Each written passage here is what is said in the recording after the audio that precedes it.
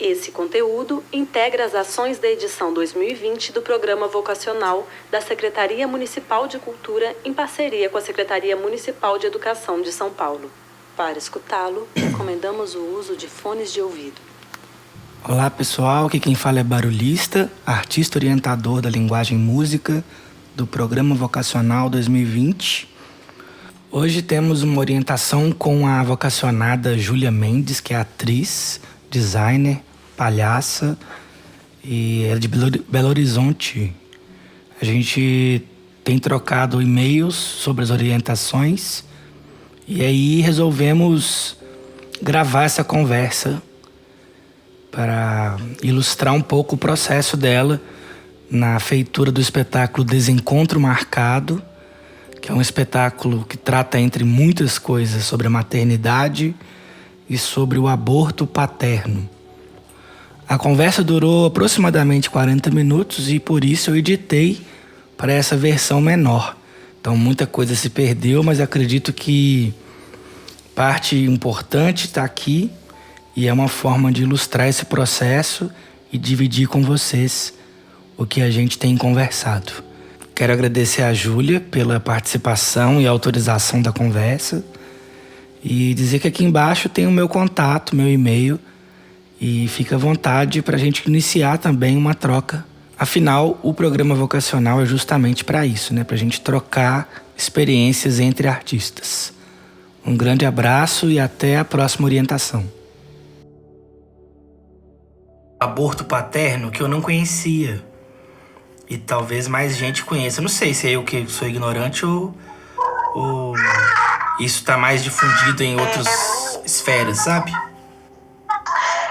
Na verdade, é um termo assim, muito usado, pelo menos nas rodas de conversa feministas, sabe? Uhum. E tá nesse lugar do cara sair fora mesmo, abandonar o menino. Isso é tido como um aborto paterno, inclusive usado para pensar no que é o aborto em si, socialmente, sabe? Por que o aborto físico, tirar o neném, é só uma coisa da mãe, porque isso vem em cima, porque que as mães que tiram o neném, que fazem o aborto, são tão demonizadas e os pais não. É meio que nesse lugar, sabe?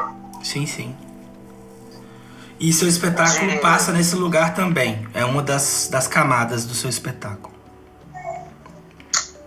É assim, é o ponto assim, principal, talvez, né? É uma mulher que tem um spoiler, né? Tem uma noitada e aí ela se vê grávida assim, procura esse pai. Tem até uma proposta interessante desse pai estar na plateia. O jogo desse momento de quem é o pai é um pai que está na plateia que não sabe que vai participar do jogo. E aí o espetáculo caminha para fazer com que esse pai não assuma o menino. Sim. Ele assume mesmo que vai assumir, ele não assume. Então ele aborta esse menino. E aí essa mãe decide ter a criança sozinha. Entendi. E aí dentro disso tudo, o que ela vai fazer com esse pai? Aí tem um desfecho ali do que fazer com esses pais que abortam suas crianças. Eu sou a Júlia Mendes, eu trabalho com teatro tem um pequeno tempo, comecei contando histórias e aí me vi assim, jogada dentro da palhaçaria. E aí, a partir disso, comecei a estudar a palhaçaria feminista, a base do meu trabalho, um fazer artístico que tragam esses questionamentos, pensando num público múltiplo, num público que não seja só quem consome teatro. Sou arte educadora também, gosto de trabalhar esses atravessamentos das muitas áreas das artes. Sou batuqueira, penso também no como vai ser interessante trazer um pouco desses instrumentos do batuque para a palhaçaria, para contar com histórias, para a vida. sou designer também, gosto de pensar muito esteticamente as coisas, contar uma história. O palhaço, não há palhaço, acho que é tão ansiado, né? Esse ou palhaço, ou a palhaça. É porque a gente é tanta coisa também, né, Júlia? Não dá pra... Quando a gente para pra pensar o que a gente faz... Eu acho que às vezes caem uns vícios, assim, da gente dizer o que a gente é, sabe? Você me fez vários apontamentos que agora deixa eu ver se eu consigo acessar eles aqui. Mas Eu lembro de um aqui, eu posso trazer ele? Pode. Me propôs a pensar na trilha sonora de um espetáculo, é muito novo, né?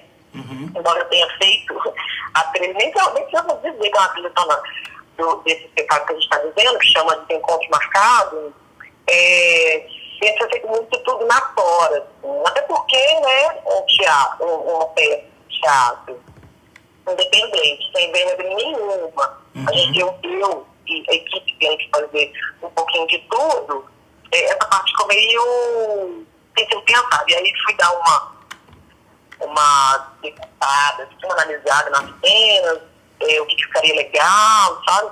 Sim. E aí eu me vi entrando em propostas sonoras que eu trouxe para ser como óbvias, mas agora eu já não sei se essa palavra cabe. Óbvias, mas assim. Tem uma cena de ressaca, que é a primeira cena, lá entrando é uma cena que eu gosto muito. E aí eu fiquei pensando assim, que barulho que é ressaca? É uma coisa arranhando, é uma coisa tilitando, que som que é esse? E tudo que me vinha já é tido, já é usado, assim, sabe, nesses lugares. Para o incômodo, para uma dor de cabeça, para uma náusea. Mas aí, não sei também, né, se é interessante, se não é interessante ser óbvio.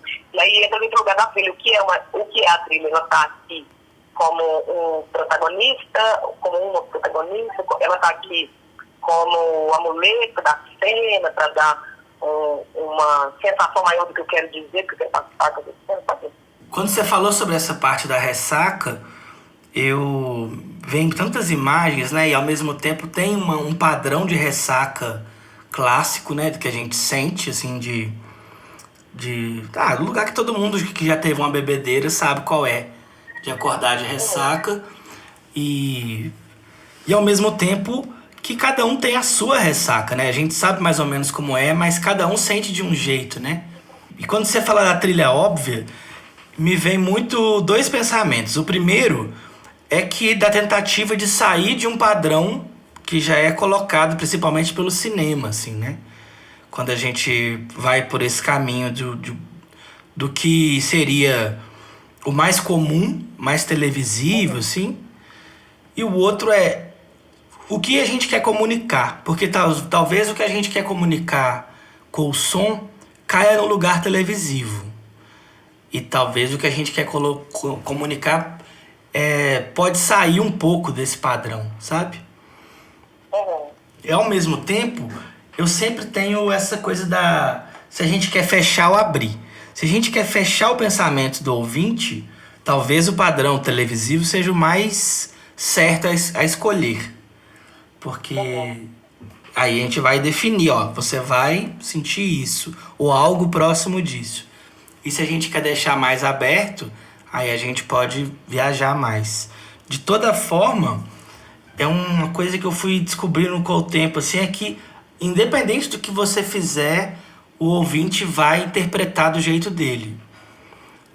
Mesmo que a gente faça da forma mais óbvia possível, vai ter sempre aquela pessoa que chegou depois de uma briga de casal no teatro e aquelas coisas todas vão bater diferentes nela. Ou a pessoa que, dormiu à tarde, tá tranquila. Ou a pessoa que tava fazendo um monte de corre e caiu no teatro porque um amigo falou e tal. Então essa interpretação também vai ser muito livre lá dentro. Às vezes o óbvio ajuda nisso, né? Pra o ouvido não sair tanto do caminho que a gente pretende. E às vezes a gente quer abrir mesmo. Mas só vendo a cena pra entender. Quando você fala que quando a pessoa entra no teatro e ela vai estar passando do lugar que ela veio para um estado de ressaca, a gente tem muitas possibilidades e acho que a trilha óbvia pode ajudar muito, mas como um ponto de partida, sabe? Desse estranhamento. Sim. Uhum. E ao mesmo tempo é delicioso imaginar que você tá entrando e tá, tipo, se incomodando através do som, né? Sim, é isso. Me conta uma coisa aqui. Em um vídeo seu, você... Eu mudando de assunto, mas vai ser assim mesmo.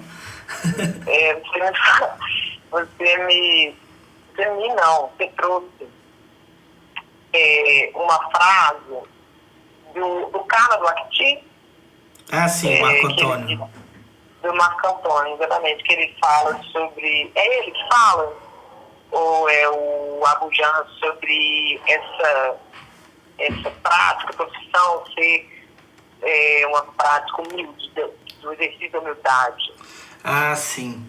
Isso foi quando eu fui na casa do Marco Antônio e ele fez a trilha do Ensaio sobre a Cegueira, o filme. E aí eu fiquei muito... Assim, eu já estava muito encantado de estar na casa dele, tá vendo os instrumentos do Acti. E aí também por essa coisa de a gente dividir esse lugar de compositor de trilha e ele tendo experiências muito mais fortes e diversas que eu, né? De estar dentro de Hollywood, um lugar que eu não acesso. E aí eu perguntei pra ele como que foi fazer a trilha do Ensaio sobre a Cegueira e ele falou, cara, trilha sonora é a arte da humildade, tem muitas escolhas ali que não foram minhas e você tem que entender que você não tá fazendo o seu disco, você não tá fazendo o seu filme, você tá cumprindo uma função, você tá criando som para uma função cênica de outra pessoa. Tem um diretor que a ideia dele é que tem que estar na tela. Então você tem que, às vezes, um pouco engolir as suas escolhas, sabe? E fazer com que a coisa funcione pro que o diretor pensou. É quase como um funcionário da cabeça de outra pessoa. Claro, você vai contribuir, né? Tipo assim, você me convidou porque você gosta do jeito que eu penso música. E aí eu vou pensar a música em cima do seu pensamento de um universo inteiro. Assim como o teatro é composto por vários elementos, né? Um deles é o som. E aí é esse lugar da humildade no sentido de... Às vezes você vai criar algo lindo e a pessoa vai falar, eu não achei, não funciona pra cena, vamos tirar. E de entender isso, que não foi uma briga pessoal, né? Quer dizer, às vezes mas no geral, a questão é muito mais de funcionar. Tipo, essa trilha eu imaginei ela sem som. Aí você criou uma trilha pra ela, mas eu não penso ela com som. Então eu vou tirar. Eu falando como diretor, né? Entendi. Você pensando até em lugares assim, de atuação, e nesse filme gigante, você percebe isso na sua tática também, forte, ou é uma outra experiência? Isso não é tão claro, tão marcado? Então, a minha experiência é muito maior com o teatro. E o teatro é um negócio muito mutante, né? Tipo, depois que você cria a trilha do cinema, acabou, né? O filme tá lá, você vai reproduzir pra sempre aquela experiência. E a minha experiência é maior com o teatro. E eu passo, inclusive, por momentos de atualização de trilha, né? Passados 5 anos do espetáculo, o espetáculo virou outra coisa. A luz mudou, o cenário mudou, o ator tá dando texto diferente, tá tudo muito diferente. E aí, às vezes, eu assisto e eu mesmo falo com a direção assim, cara, a música ficou pra trás, né? Essa música é de 5 anos atrás, não é desse espetáculo que vocês estão fazendo agora. Então acaba que tem que rever. Isso faz com que o diálogo seja mais híbrido, sabe? E eu não sinto tanto... Talvez no início eu sentia bastante, assim, de criar, passar uma semana criando, aí entrega a música e o diretor fala assim, então, essa cena não existe mais, a gente não vai usar mais. Eu falei, nossa, eu fiquei uma semana criando a música e agora não tem nada pra fazer com ela. E aí, aos poucos, você vai criando um pouco um calo nesse sentido de que é um processo, né? Não é o que você faz é lei, sabe? E também o fato de eu entrar, isso não sei se é muito comum, porque eu não conheço tanta gente de teatro, já vi gente que faz assim e outros não. Eu entro muito cedo nos processos. Eu começo, às vezes, quando as pessoas estão fazendo trabalho de corpo, ou ainda no início das leituras do texto. Eu já fico ali, por ali, tipo, indo... O pessoal se reúne, sei lá, 3 vezes por semana, eu vou 1 vez por semana para ir me identificando e entendendo onde é que eu vou pisar. E também como estímulo para os atores, né? Tem muitas trilhas que eu fiz que a plateia escuta o que eu fiz para os atores, assim. A música funciona como um motor para a atuação. Não. E aí acaba que a plateia escuta. Inclusive, teve uma época que eu fiquei pirando numa ideia do ator usar fone de ouvido e de em algum momento ele tá tocando uma trilha só pra ele, assim, sabe? Mas eu nunca consegui executar isso na prática, não. Mas já pensei muito nisso, assim, de movimentar os atores ou criar pulsos de algum tipo de movimentação baseada na música que eles escutam internamente, assim. Mas acho que era isso, assim. Isso em cena, né? Como é? Isso é em cena. Isso é em cena, é. Ah, que legal. Fiquei pensando de alguém no palco com um fone de ouvido, talvez até mesmo aparente, fone grande, e isso tá incorporado na atuação.